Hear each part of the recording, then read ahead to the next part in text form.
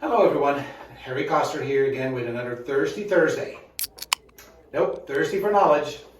So today we're going to talk about labrum tears. Yesterday Earl talked about some exercises that you can do for labrum tears or strains of the shoulder. So I wanted to explain a little bit on what is a labrum tear. So first of all, let's talk about what the labrum is. So if you look here at the shoulder joint, it essentially comprises of the shoulder blade that has a receiving cup, and then you have the upper arm that goes in it with a ball. Now, this receiving cup, it's very shallow, so kind of compare this in having a dinner plate and balancing a beach ball on it. It's not going to take much to knock that beach ball off the dinner plate, right? So that's kind of what happens in the shoulder joint. Since it's so shallow and you have this big ball in here, it really can easily get out of place, so it can dislocate pretty easily. So there is a cartilage rim that goes around the dinner plate, around the joint receiving cup. So it makes it a little bit thicker, a little bit deeper, and therefore helps to stabilize the shoulder a little bit more. So that's what the labrum does. The other function is that it has a number of tissues attached to it. Some ligaments, some parts of the shoulder capsule, but also your biceps tendon, or one of the heads of the biceps tendon that runs into and attaches deep in here onto the labrum. So again, the labrum is a thick ring of cartilage, pretty hard elastic material that's attached to the glenoid, the receiving cup of the shoulder. Now, there's a couple of different tears that can happen with this. The first one would be a tear where the labrum gets pulled off the bone. Now, a lot of times that's from trauma, like anything that can dislocate your shoulder. So I actually dislocated my shoulder many years ago. A basketball move in this position, and literally my shoulder came out of joint.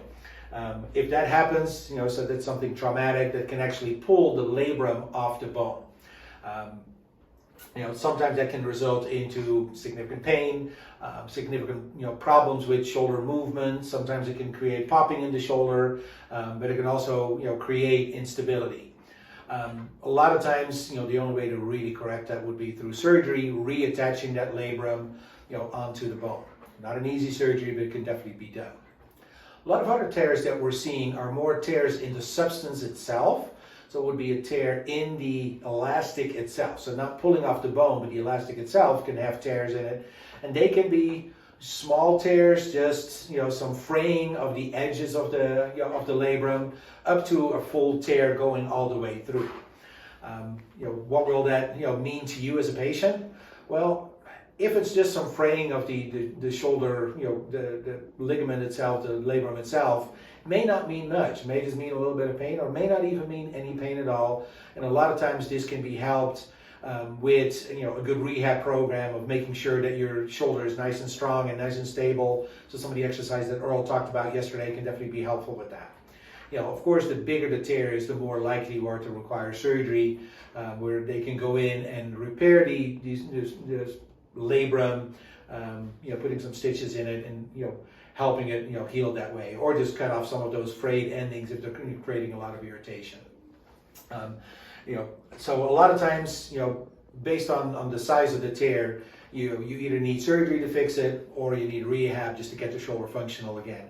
When we look at somebody that comes in with a labrum tear, we look at so what are your range of motion restrictions, what are your strength restrictions, what are your functional restrictions, so what are you not able to do, and help you get back to that. And a lot of times we can help people get back to that without needing the surgery, as long as your shoulder is nice and functional. That's ultimately what matters. So that's what a labrum tear is, in the shoulder, and really in general we treat it as a shoulder strain. That's why the title of yesterday's session with Earl was labrum tears and strains, because they most of the time go hand in hand, as long as the labrum tear is not too big. Hopefully this gave you some information on labrum tears. If you want more information, give us a call. We can always take a look at you. We can do a screening on you, or we can do the MSK ultrasound, looking a little deeper in the shoulder to see what's going on. Okay, see you guys next week.